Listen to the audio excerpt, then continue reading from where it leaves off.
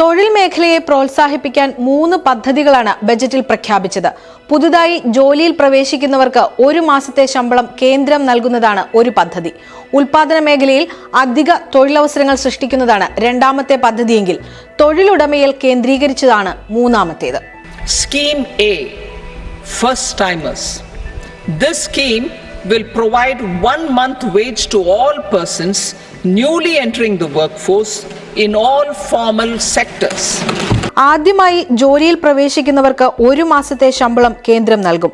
3 തവണകളായി ജീവനക്കാരന്റെ അക്കൗണ്ടിലേക്ക് നേരിട്ടാണ് നൽകുക. EPFOയിൽ രജിസ്റ്റർ ചെയ്ത ജീവനക്കാർക്കാണ് ഇതിന്റെ ആനുകൂല്യം ലഭിക്കുക. Direct benefit transfer of 1 month's salary in 3 installments to first-time employees as registered in the EPFO will be up to 15,000 rupees. The eligibility limit will be a salary of 1 lakh per month. The scheme is expected to benefit 210 lakh youths. മാസം 1 ലക്ഷം രൂപ വരെ ശമ്പളം വാങ്ങുന്നവർക്കാണ് ആനുകൂല്യം. 15,000 രൂപ വരെ ആനുകൂല്യം ലഭിക്കും. 2.1 കോടി യുവാക്കൾക്കാണ് ഇതിന്റെ ഗുണം ലഭിക്കുക. ഉൽപാദന മേഖലയിൽ കൂടുതൽ തൊഴിൽ സൃഷ്ടിക്കാൻ സഹായിക്കുന്നതാണ് രണ്ടാമത്തെ പദ്ധതി.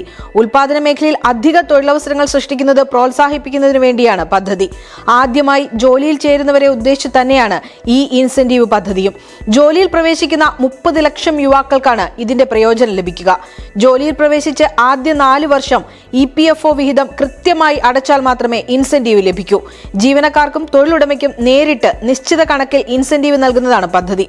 തൊഴിലുടമയിൽ കേന്ദ്രീകൃത മൂന്നാമത്തെ പദ്ധതി. കൂടുതൽ തൊഴിലവസരങ്ങൾ സൃഷ്ടിക്കാൻ തൊഴിലുടമയെ പ്രേരിപ്പിക്കുക എന്ന ലക്ഷ്യം മുൻനിർത്തിയാണ് ഈ പദ്ധതിക്ക് രൂപം നൽകിയത്.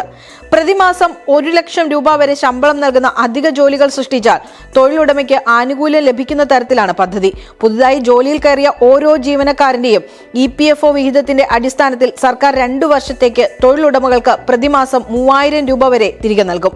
50 ലക്ഷം അധിക തൊഴിലവസരങ്ങൾ സൃഷ്ടിക്കാൻ ഇത് വഴിയൊരുക്കുമെന്നാണ് കണക്കുകൂട്ടൽ. ന്യൂസ് ഡെസ്ക് സമകാലിക മലയാളം.